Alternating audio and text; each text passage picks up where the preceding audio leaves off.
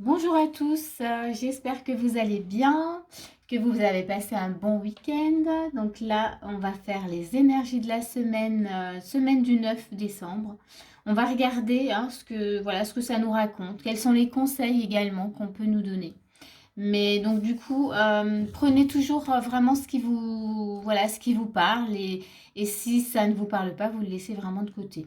Donc là, je vais faire juste l'énergie déjà de base pour cette semaine du 9 décembre. On va regarder ce qu'on nous propose déjà. Puis après, on ira voir un peu les conseils ou peut-être les choses à travailler. Ah, il y en a une qui a sauté. On a les amants. C'est intéressant.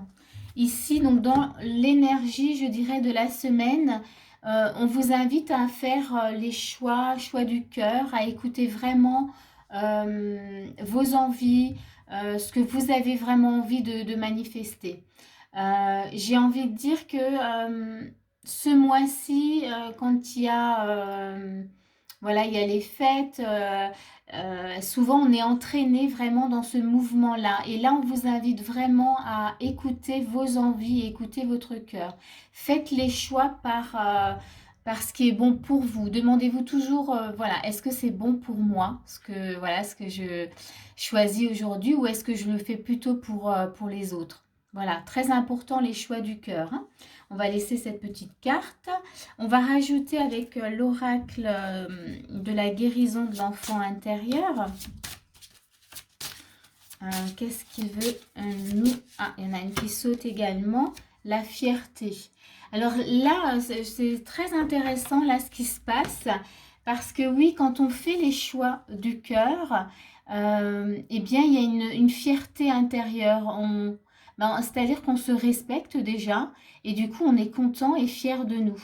C'est quand on fait le contraire, quand on fait surtout pour les autres et que finalement on ne s'écoute pas, eh bien on est plutôt déçu de nous, ou voire même on se sent même un peu coupable. Enfin voilà, il y a une sorte de culpabilité. Là, vraiment, on vous dit, voilà, soyez fiers de vos choix.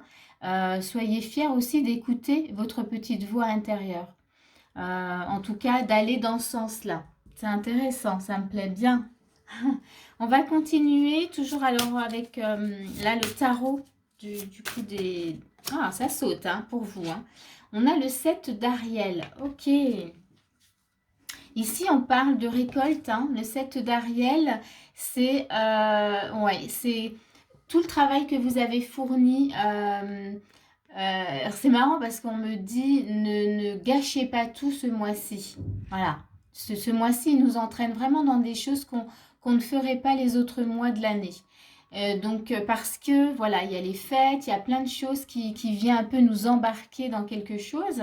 Et là, on vient juste vous ramener sur le travail que vous avez fourni, ce que vous avez semé.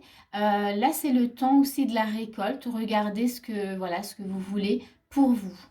Ouais, c'est tout ce que j'ai à dire par rapport à ça. Ensuite, on va continuer avec l'oracle des anges. Ah, les anges, un travail énergétique. Alors ici, c'est intéressant, hein, parce que... Et derrière, on a air frais. Pour certains, il y a peut-être justement un besoin de respirer. Euh, voilà, peut-être que justement, tout ce qui se passe là actuellement, ça vous donne une sensation d'étouffement. Et là, on vous demande, avec la carte du travail énergétique, on vous demande de regarder, d'écouter peut-être votre corps, de regarder en vous justement ce qui ne va pas. Quand je dis écouter son corps, c'est, ben voilà, est-ce qu'il manifeste actuellement des douleurs, des tensions, des insomnies? Enfin, voilà, tout ça, c'est la communication de votre corps. Il est en train de vous parler, de vous dire ce qui ne va pas. Là, comme on a quand même l'air frais, est-ce qu'il y a plus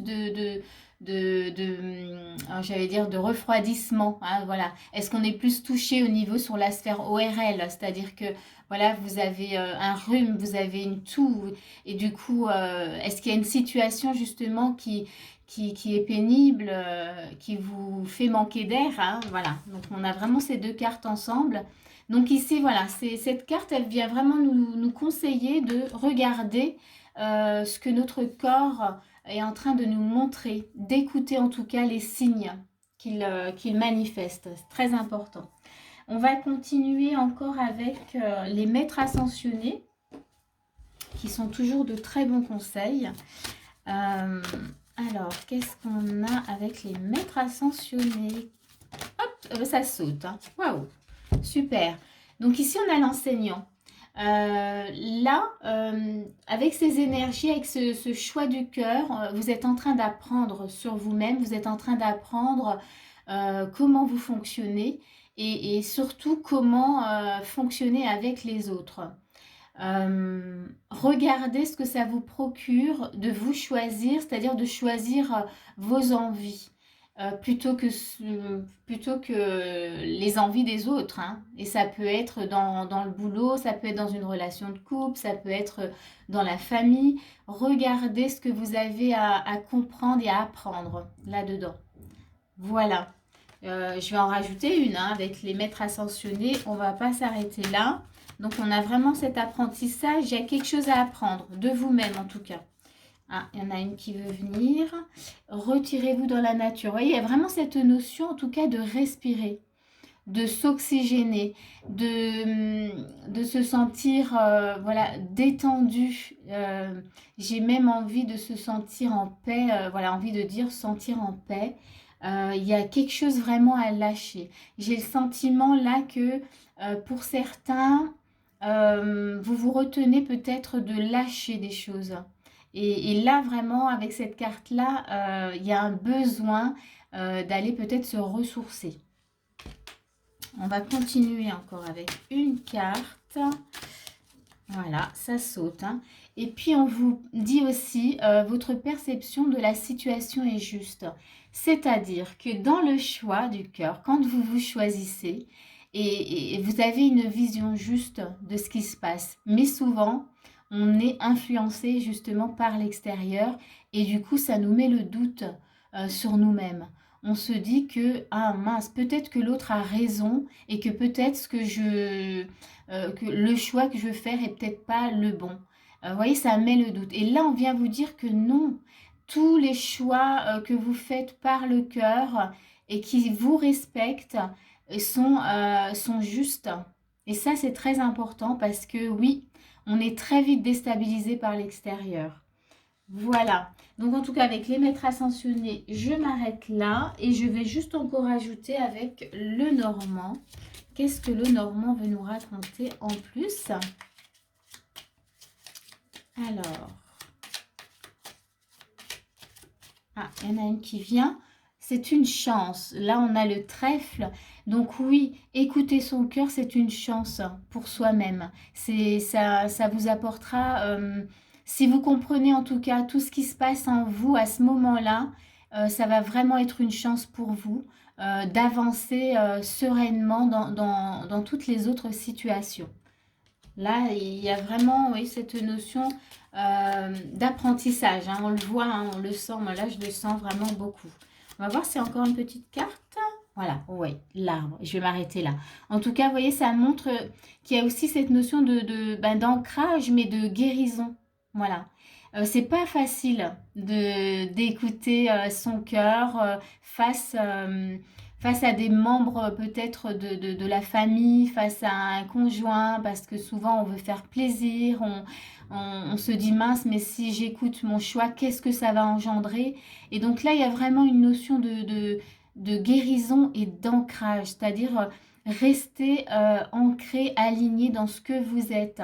C'est important. C'est lorsqu'on fait justement le contraire. C'est quand on fait vraiment que pour les autres alors on se désancre, hein, je vais dire ça comme ça. Mais du coup, on se perd et on n'est pas bien. Et on a justement après des symptômes voilà, dans le corps.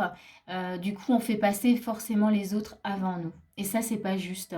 Donc voilà. Donc pensez, hein, vraiment, le Normand nous parle de chance et nous parle de guérison et d'ancrage. Voilà. C'est tout pour aujourd'hui. J'espère que ça va vous aider. Et moi, je vous dis à bientôt. Et puis si jamais je ne reviens pas, je vous souhaite de belles fêtes. Hein, mais peut-être que j'arriverai encore à faire quelques vidéos avant. Voilà, à bientôt.